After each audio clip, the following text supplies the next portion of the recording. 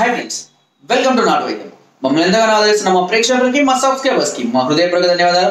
ఈరోజు మనం శరీరంలో అధిక వేడితో బాధపడుతున్న వారికి ఆ అధిక వేడిని తగ్గించే అతి సులువైన చిట్కాను ఒకటి చెప్పబోతున్నాను.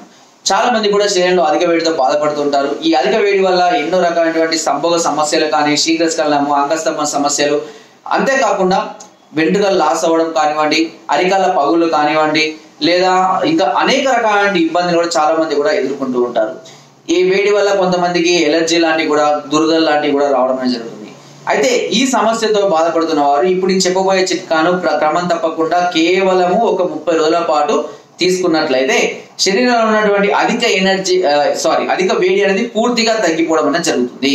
దీనివల్ల మళ్ళీ మీరు నార్మల్ అయిపోయి మీ అన్ని రకాల ఏ వేడి వల్ల అయితే మీరు ఏవేవి కోల్పోయారో తిరిగి మళ్ళీ అన్నింటినీ కూడా మీరు పొందడం జరుగుతుంది. సో ఈ వేడి తగ్గించే అద్భుత చిట్కా ఏంటి అంటే మేడి చెట్టు అందరికీ తెలుసు. అందుబాటులో మేడికాయలు ఉంటాయి కదా. సో మేడి పండు అనే ఆ మేడిపాయలు ఉంటాయి కదా, చాలా మంది కూడా అందుబాటులో ఉంటాయి. పల్లెటూరులో అయితే మరీ ఎక్కువగా పెద్ద పెద్ద చెట్లు కూడా ఉంటాయి. ఈ మేడి చెట్టుని ఏం చేయండి అంటే ఒక కాయని తీసుకోండి, ఆ చెట్టు దగ్గరికి వెళ్ళి ఏం చేయండి, అక్కడ దానికి ఒక గాయం లాంటివి చేయండి. గాయం లాంటివి చేసినాక కొద్ది రోజులకు అక్కడ నుంచి కొంత జిగురు, గమ్ము, బంక లాంటివి కావడం అనేది జరుగుతుంది. లేదా సహజంగా కూడా కొన్ని చెట్లకు బంక రావడం అనేది జరుగుతుంది. ఈ బంకను తీసుకొని వచ్చి కేవలం ఒక 2 చిట్కాల మోతాదులో ఈ బంకకు అంటే ఎండబెట్టండి. ఫస్ట్ దీన్ని ఎండబెట్టి చూర్ణలా తయారు చేసుకోండి. మరి పచ్చిది అయితే కష్టంగా ఉంటుంది.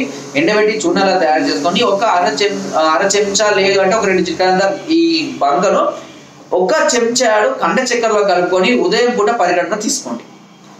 ఈ మేడి చెట్టు యొక్క బంక అనేది శరీరంలో ఉన్నటువంటి అధిక ఉష్ణాన్ని, విపరీతమైనటువంటి వేడిని తగ్గించడానికి చాలా చక్కగా పనిచేస్తుంది, ఎలాంటి సైడ్ ఎఫెక్ట్స్ లేకుండా. చాలా మంది కూడా ఏదో మజ్జిగ తాగి, కొబ్బరి నీళ్ళు తాగో, నిమ్మరసం తాగో వేడి కంట్రోల్ చేసుకుంటారు, తెల్లారి మళ్ళీ రావడం జరుగుతుంది. ఇది అలా కాదు. ఇది మీరు క్రమక్రమంగా శరీరంలో మొత్తం మార్చేసి శరీరంలోని వేడి అనేది క్రమక్రమంగా తగ్గించేస్తుంది. అంటే మీరు కొద్ది రోజుల దాకా కూడా ఎలాంటి వేడి పదార్థాలు తిన్నా కూడా మీ శరీరం అనేది వేడి చేయడం జరగదు. మనం చేసే తాత్కాలికమైనటువంటి చిట్కాలు ఏం చేస్తాయి, ఇప్పటి వరకు ఉన్న వేడిని తగ్గిస్తుంది, తర్వాత మళ్ళీ 2 రోజులు 3 రోజులు మళ్ళీ వేడి చేయడం స్టార్ట్ చేస్తుంది. ఇది అలా కాదు, పర్మనెంట్ గా శరీరంలో వేడిని తీసివేస్తుంది. అంతేకాకుండా మళ్ళీ రాకుండా కూడా మనం రెగ్యులర్ గా వాడితే మళ్ళీ రాకుండా ఉంటుంది. లేదా కొన్ని సంవత్సరాలకు ఎప్పుడో మళ్ళీ అధికంగా రావడం, అంటే ఏదైనా అధికంగా మనం వేడికి సంబంధించి తినడం వల్ల వచ్చే అవకాశం ఉంటుంది. సో ఈ మేడి బంక అనేది ఇలా చేయడం వల్ల శరీరానికి చలవ వేసి మళ్ళీ మీరు ఏదైతే కోల్పోయారో అవన్నింటినీ కూడా తిరిగి రావడం జరుగుతుంది. మేడి బంకను మెత్తగా ఉన్నప్పుడు అరిపాదాలకు రాసుకుంటే కనుక చలవ చేస్తుంది. అంతేకాకుండా పగుళ్ళు కూడా తగ్గిపోవడం అనేది జరుగుతుంది.